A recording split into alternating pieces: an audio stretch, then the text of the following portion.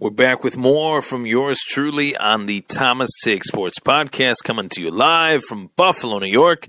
And I just wrapped up a couple takes there. We got the New England Patriots, the reports that their dynasty is falling apart. I'm not really buying it, but what makes me buy it?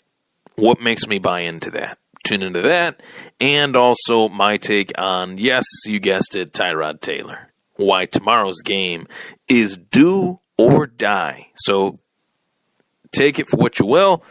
Click play, listen, hear my thoughts. Let me know what you think.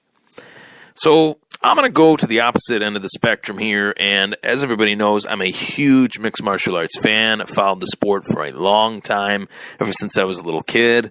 I grew up watching boxing, grew up watching mixed martial arts, grew up watching pro wrestling. I love all of it. Not so much the pro wrestling anymore, obviously, but just in terms of MMA and boxing, I'm a huge fan. Respect pro wrestling, no doubt about it. Love me some Dwayne Johnson, Stone Cold, the Attitude Era. Neither here nor there, but wanted to throw this out there. Give you guys my take on the situation at hand inside the Ultimate Fighting Championship, featuring the biggest two names in the sport today, Dana White and Conor McGregor. Obviously, Conor is the biggest name in terms of fighting right now, and Dana White is the biggest boss in the fight game today. Dana White, I've had a lot of criticisms of Dana White, but Dana White is a smart guy. The UFC would not be where it is today if it wasn't for Dana White. He's done a fantastic job at continuing to build the sport, and there has been instances where he hasn't done a fantastic job. He hasn't done what's best, quote unquote, for the fighters. But much to my, delight, finally this guy comes out to the media and says that by March, if Conor McGregor, the current UFC lightweight champion, as of November 5th, or not November 5th, was it December? As of December 2016, this guy has been, maybe it was November, I can't remember the exact date, November, December, whatever.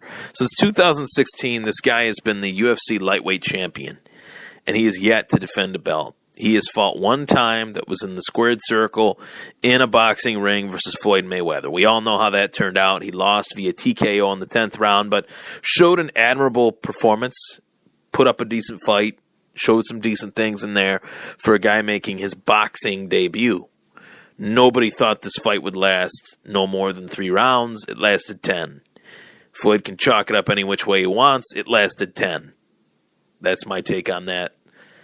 In a mini sidebar. But much of my criticism for Conor McGregor has always been the fact that I think he's done a lot to build up himself, not necessarily the sport. And his way of building up the sport to levels that those that came before him brought it to, guys like GSP, guys like Anderson Silva, guys like even John Jones, was via defending the title. And Conor McGregor, to this very minute, as of this very night, Conor McGregor has never defended a UFC title. And when I tell people that, most of them are like, wow, really? This guy is put up on such a pedestal? He's never defended a title, whether it be a featherweight or lightweight. No, he hasn't. The featherweight title was taken away from him. The lightweight title he earned via victory over Eddie Alvarez at UFC 205. We're on UFC 220 coming up January 20th. Francis Ngannou challenges Stipe Miocic for the heavyweight title. So the UFC has tried to come up with draws in the sport outside of Conor. Sometimes it's worked, other times it hasn't. 2 guys that the UFC really needed. John Jones comes back, wins versus Cormier, tests positive. Another guy that they really needed, George St. Pierre, he comes back, wins the UFC middleweight title, but vacates it only to retire again. It looks like he's retired now once again, and I don't blame him for that. But The UFC was hoping he'd stay around a little bit longer, but he didn't, and he didn't have to. John Jones, on the other hand, the UFC really needed him to come back in a big way. He did, but for better and for worse. When will he be back? When will he return? It's a situation that I'm not really sure when we know what the answer to that situation is. Do we know when he's going to come back? Do we know anything in regards to anything? The USADA president, Jeff Nowitzki, the president of USADA Inside the UFC, was on Joe Rogan's podcast, and he said that he has no idea what will come of the situation. John could be suspended for 8 years till he's 38 years old, pretty much ending his entire mixed martial arts career. But Dana White still had the foresight to finally say that enough is enough. You got to defend your belt by March, or we are stripping you again of another title. And that would destroy, I will go out on a limb, to me, that will destroy the quote-unquote legacy of Conor McGregor. Completely destroy it. You've never defended a title. You had 2 belts stripped, the 2 belts that you won. Granted, you won them in emphatic fashion. You knocked out Jose Aldo in 13 seconds. You destroyed Eddie Alvarez at MSG. But regardless, both of those belts were taken away. You never upped the ante after those performances. You only upped the ante by fighting a 41-year-old boxer. It doesn't really scream legacy to me. That screams sideshow. That screams biggest name in MMA, not the best fighter that's ever been in MMA. That screams a guy that kind of only looked out for his own wallet. And granted, at the end of the day, that's what it's about, getting paid. You're not getting punched in the face for peanuts. But didn't really build up the UFC. He needs to come back. And so many people are saying, Ryan, do you buy into the fact that this is a true ultimatum from Dana White? I do. I really do. Because of the fact we have seen 2 dominant performances from 2 very dominant lightweights in Tony Ferguson and Khabib Nurmagomedov. 2 polar opposites. Nurmagomedov, the grappler, the wrestler, the Dagestani wrestler that is just a pure machine, and Tony Ferguson, a funky striker, a guy that has a lot of awkward jiu-jitsu, but 2 fighters nonetheless that are exciting in 2 opposite ways. One is a totally dominant fighter, works from dominant positions. Ferguson is in Khabib, and Ferguson is a guy that likes to entertain the crowd. Likes to do wild and crazy things. Most of the time it works. So that was a fight that the fans really wanted to see in Tony and Khabib. And that fight fell apart last minute. Khabib missed weight at UFC 209. It was a co-main event fight. That fight is probably one of the number one or number 2 most fans want to see. The fans really want to see that fight, plain and simple. And I think Dana is trying to make that fight happen, whether Conor is a part of this or not. And if Conor doesn't defend the belt by March, if he doesn't try to unify the titles versus Tony Ferguson, Dana will put Tony versus Khabib up for the real title, and Conor will be stripped. Now, there's a true misconception in all of this that Conor has only had the belt for this long because it's what's best for business.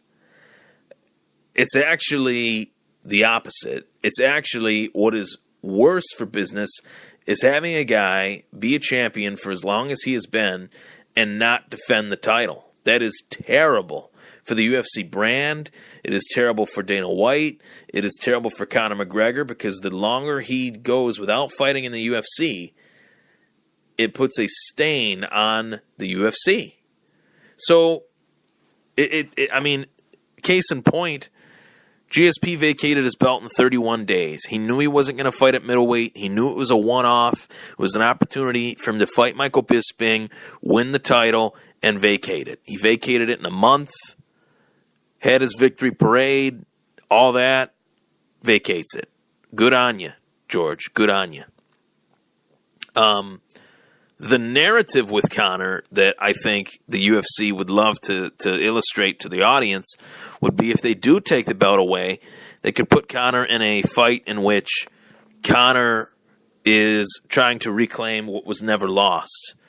And I can point to 2 different scenarios in which the UFC has already played this back. Once with John Jones, obviously, versus Daniel Cormier at UFC 214, and once with Dominic Cruz, dating back to UFC on Fox when he fought TJ Dillashaw. I believe that was in January of 2016. He won the title. Jones won the title. 2 huge storylines.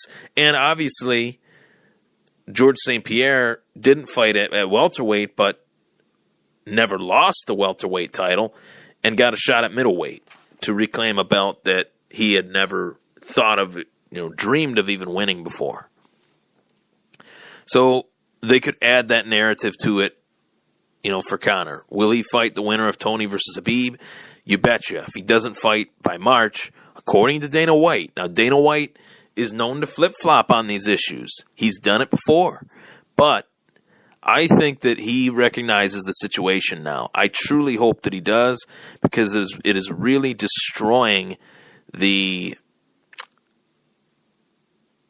legitimacy of the UFC and the legitimacy of the sport of MMA. The fact that this guy fought Floyd Mayweather in August, looked like he barely broke a sweat. Floyd didn't really bruise him up too bad. Was he wobbled? Yeah, but I mean, really? Wobbled in MMA is like a common occurrence in almost every fight.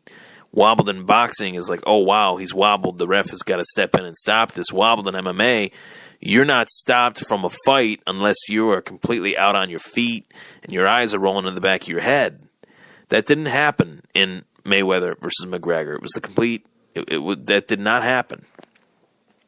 So he fights a pillow punching 41-year-old boxer, gets stopped in the 10th round. In August of 2017, we are in January of 2018, and there hasn't been a rumor or any negotiation, headway made to bring him back, to put him back in the UFC octagon. They say that they're close. They say that the terms are good, but if the terms are good, why aren't they being accepted? What is taking so long? The fact is the terms are not good. The fact is this guy wants to enjoy the fruits of his labor, but he has done it long enough. The UFC has to move on. If Dana says March, it's got to be March, Conor. It's got to be March, and March is in 2 months from now. There was something to this narrative that was a little bit perplexing that Dana said that they could do Tony versus Khabib before Conor comes back. How could Tony versus Khabib happen? A winner of that fight happens and then fights Conor. Unless it's a 13-second knockout, the winner could fight Conor. But outside of that, I don't see that being a case. I think that's a long, grueling fight for both guys involved, a championship-level fight between 2 possible champions. Either one of these guys, all 3 of these guys could be the champion of this division right now. But one guy is holding the division up. That guy needs to fight. Plain and simple. I don't want to see Tony defend the interim title. I don't want to see Conor versus Khabib when Tony's the interim champion. I want to see Conor unify the title, attempt to unify the title with Tony by March, and the winner fights Khabib Nurmagomedov. That's what I want to see. And hopefully, if Dana sticks to his word, that is what we see as mixed martial arts fans. I'm Ryan Thomas. That was the Thomas Take. Take care.